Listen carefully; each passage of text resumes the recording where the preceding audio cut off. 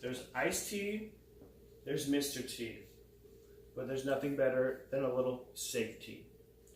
So today I'm here to tell you about bicycle safety and what to do before you get on the road, what to wear and the proper equipment to have for riding your bike, and how to communicate with other drivers and other cyclists while on the road. So the first thing you want to do is called a pre-ride check. It's a list of checks, obviously. You want to run down your gears if your bike has gears. Make sure everything is shifting in the proper manner. Make sure there's no chain slippage. Make sure everything is going smoothly. Besides that, you want to check your tire pressure. You want to make sure these tires are inflated to the max PSI.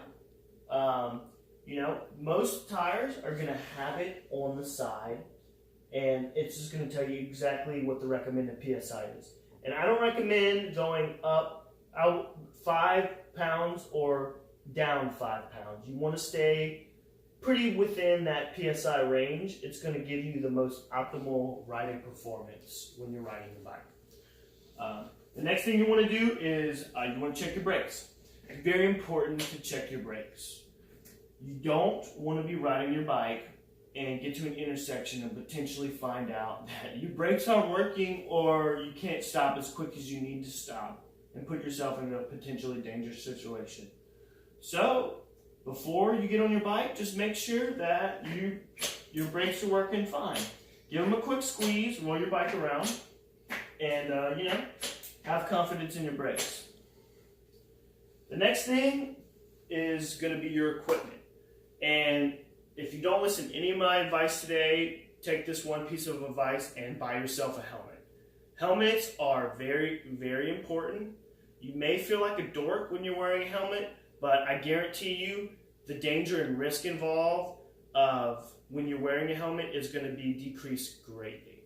So definitely have your helmet on at all times. Whether you're going to the store, you're going for a 40-mile bike ride, or you're just riding around in your driveway, you always want to have a helmet to protect from head injuries and concussions.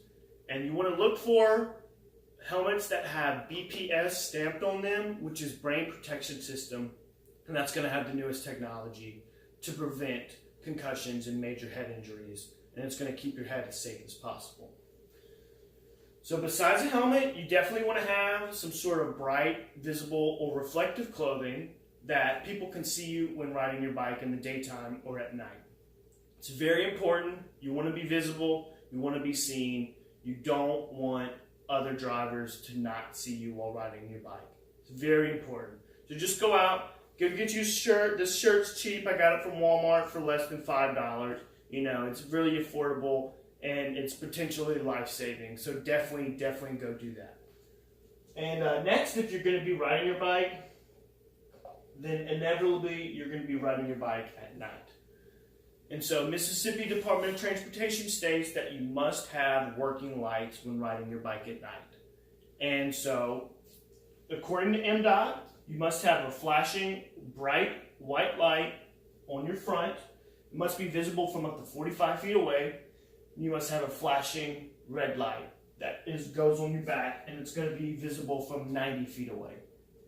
And you have to do this not only because it's law, but because it's very safe.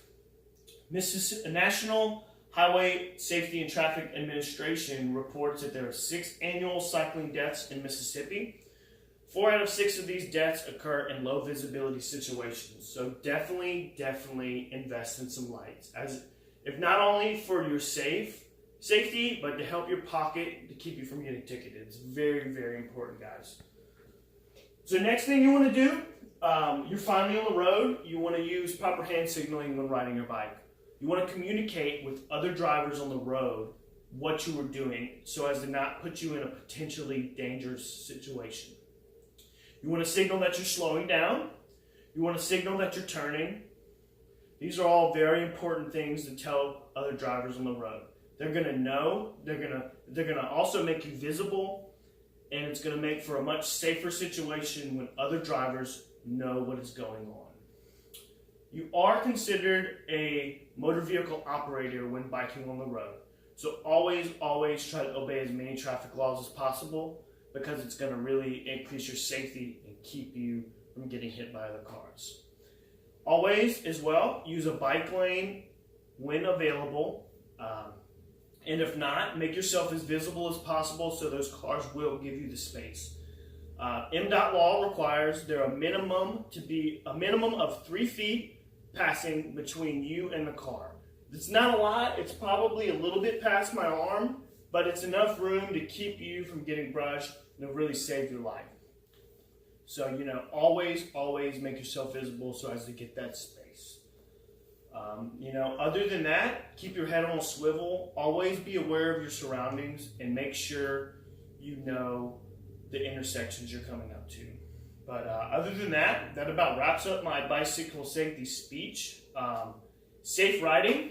And remember, there's iced tea, there's Mr. T, but there's nothing better than a little safe tea. Thank you very much.